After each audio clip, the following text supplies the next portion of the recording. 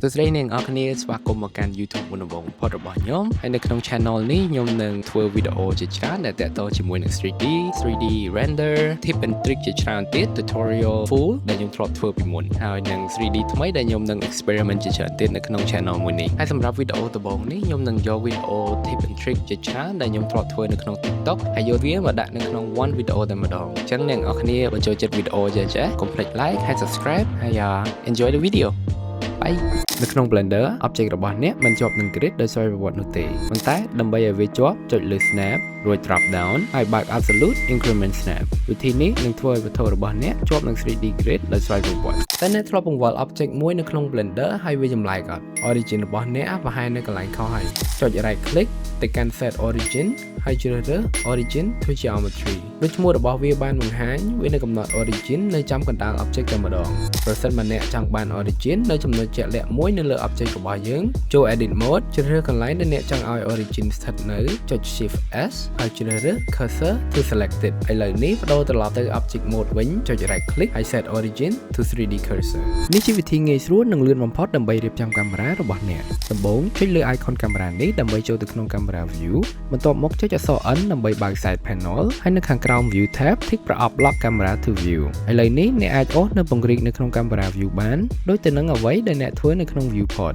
នៅពេលដែលអ្នកបាន shot ដែលអ្នកចង់បានហើយកុំភ្លេចដោះ tick ប្រអប់នោះផងដើម្បីការពារកុំឲ្យមានការប៉ះកាមេរ៉ាដោយចៃដន្យបើអ្នកទាំងអស់គ្នាចង់ភ្ជាប់ object នៅក្នុង Blender ពីរចូលគ្នាកុំធ្វើបែបនេះអ្នកទាំងអស់គ្នាគ្រាន់តែចុចទៅលើ edge របស់ object ទាំងពីរControl E ហើយចុចទៅលើ Bridge Edge Loop រួចសេរី number of cut ដើម្បីដំឡើងឬក៏ទម្លាក់ចំនួនរបស់ edge បើចង់ឲ្យវាកោងខ្លាំងជាងនេះឬក៏តិចជាងនេះសេរី smoothness ម្ដងនៅក្នុង Blender អ្នកទាំងអស់គ្នាអាច select faces 2រួចចុចអក្សរ I ដើម្បី insert វាបន្ទាប់មកចុចអក្សរ X ដើម្បីលុប faces ទាំងពីរនោះប្រសិនបើអ្នក select edge ទាំងពីរហើយព្យាយាមភ្ជាប់វាដោយប្រើអក្សរ F វានឹងមិនភ្ជាប់ដូចអ្វីដែលយើងគិតទេផ្ទុយទៅវិញបន្ទាប់ពី insert face នោះហើយចុច right click ហើយជ្រើសរើសពាក្យថា bridge faces បើសិនអ្នកទាំងអស់គ្នាចង់ធ្វើ landscape នៅក្នុង Blender កុំធ្វើបែបនេះឲ្យសោះផ្ទុយទៅវិញជ្រើសរើស faces នៅលើ plane ដែលអ្នកចង់រំកិលបន្ទាប់មកចុច O ដើម្បីបើក proportional editing ឥឡូវនេះអ្នកទាំងអស់គ្នាអាចដំឡើងឬបន្ថយ faces ដោយល្អជាងមុននៅក្នុង Blender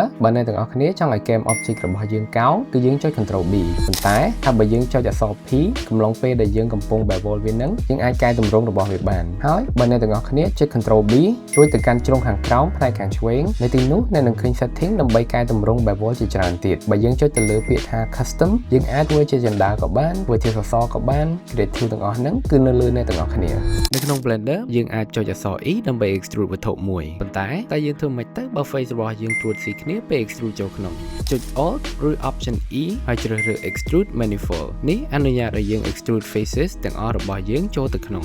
អ្នកទាំងអស់គ្នាដឹងពីរបៀប extrude ចេញមកក្រៅបែបនេះហើយអ្នកទាំងអស់គ្នាក៏ដឹងពីរបៀប extrude ចូលក្នុងដូចចេះដែរតែអ្នកទាំងអស់គ្នាដឹងថាបើយើងចុចទៅលើ Control plus right click អ្នកទាំងអស់គ្នាអាច extrude តាម mouse របស់យើងបានហើយក៏អាចចុចលើអក្សរ E ដើម្បី extrude ហើយ S ដើម្បី scale រួចចុចទៅលើអក្សរ Shift plus Z ដើម្បី lock វាទៅ X និង Y axis របស់យើងការប្រើប្រាស់ bridging edge loop គឺវាល្អសម្រាប់ object ជាច្រើនប៉ុន្តែសម្រាប់ object មួយចំនួនគឺវាស្មុគស្មាញពេកដូច្នេះកុំភ្ជាប់វាដូចចេះអីផ្ទុយទៅវិញសូមធ្វើបែបនេះជ្រើសរើស faces ដែលអ្នកចង់បំពេញបន្ទាប់មកចុចទៅលើ face ហើយចុច grid fill នៅពេលដែលអ្នកធ្វើ bevel edges នៅក្នុង Blender ហើយវាចាប់ផ្ដើមត្រួតស៊ីគ្នាបែបនេះអ្នកអាចកែសម្រួលវាបានបន្ទាប់ពីចុច Control B ដើម្បី bevel edge ហើយអ្នកទាំងអស់គ្នាចុចអក្សរ C ការចុចអក្សរ C នេះធ្វើឲ្យការត្រួតស៊ីគ្នានោះឡើងមានទៀតហើយក្នុងវីដេអូមុនបងសុកលៀបបាន comment ថាធ្វើម៉េចទៅដើម្បី split one object into two មុនដំបូងយើងទៅ side view ចុចទៅលើប៊ូតុងនេះរួចឆ្លៃកំណាត់ណាដែលអ្នកចង់ split ចុចអក្សរ P រួច selection ពេលធ្វើបែបនេះហើយអ្នកទាំងអស់គ្នានឹងបានពីរ object ដែល split ពីគ្នាបន្ទាប់មកទៀត Alt click ចុច F ដើម្បី fill face របស់ object យើងធ្វើដូចគ្នាសម្រាប់ object ម្ខាងទៀតពេលធ្វើបែបនេះហើយអ្នកទាំងអស់គ្នាបាន split one object ទៅជាពីរនៅក្នុង Blender វាងាយស្រួលក្នុងការ scale object ចុចធ្វើម៉េចទៅបើអ្នកទាំងអស់គ្នាចង់បង្កើនឬបន្ថយកម្រាស់របស់ object នោះវិញក្នុង edit mode អ្នកគ្រាន់តែចុចលើ Alt plus S ដើម្បី scale object along the normal យើងអាចប្រើវាបានសម្រាប់ object គ្រប់យ៉ាងគ្រាន់តែប្រកាសថាកុំធ្វើឲ្យវាជ្រុលពេកណាវីដេអូនេះនឹងបង្ហាញពី shortcut សម្រាប់អ្នកដែលធុញទ្រាំនឹងការស្វែងរក modifier ដដែលដើម្បីដោះស្រាយបញ្ហានេះអ្នកទាំងអស់គ្នាគ្រាន់តែចុចទៅលើ right click លើ tool ដែលអ្នកចង់បានហើយជ្រើសរើស add to quick favorite បន្ទាប់ពីនោះនៅលើ object របស់អ្នកចុចអក្សរ Q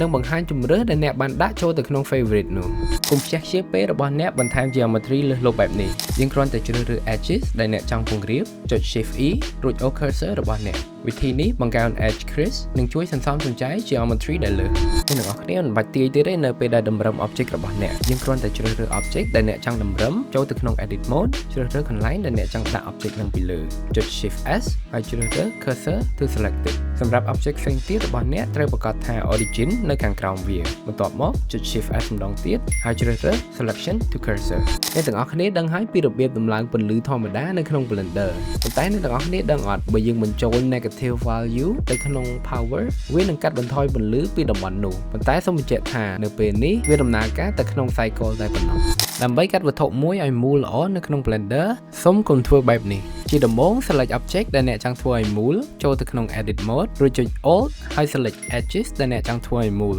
ជាចុងក្រោយចុច shift alt s ហើយអូស cursor របស់អ្នកវិធីសាស្ត្រនេះក៏អាចប្រើដើម្បីធ្វើឲ្យវត្ថុផ្សេងទៀតមូលផងដែរអ្នកទាំងអស់គ្នាកុំ select face បែបនេះព្រោះវាស៊ីពេលខ្លាំងហើយសូមធ្វើបែបនេះវិញចុច alt ហើយយើងជ្រើសរើស face របស់យើងបន្ទាប់មកចូលទៅក្នុង select រួចជ្រើសរើសថា checker deselect ពេលនេះយើងអាច select faces ចន្លោះគ្នាដោយលឿនបំផុតបើអ្នកទាំងអស់គ្នាចង់ឲ្យ 3D model របស់អ្នកមាន thickness អ្នកអាចធ្វើបែបនេះបានដំបូង select model របស់អ្នកហើយចូលទៅកាន់ modifier tab បន្ទាប់មក add solidify modifier ចុងក្រោយកែតម្រូវ thickness និង select even thickness ដើម្បីឲ្យ model របស់អ្នកមាន dimension សមរម្យនិងដូចអ្វីដែលអ្នកចង់បានវីដេអូនេះបង្ហាញពីរបៀបជួសជុល loop cut នៅក្នុង Blender Control R ដើម្បី loop cut ចុច S ដើម្បី scale បន្ទាប់មកយើងត្រូវ lock scaling ទៅ X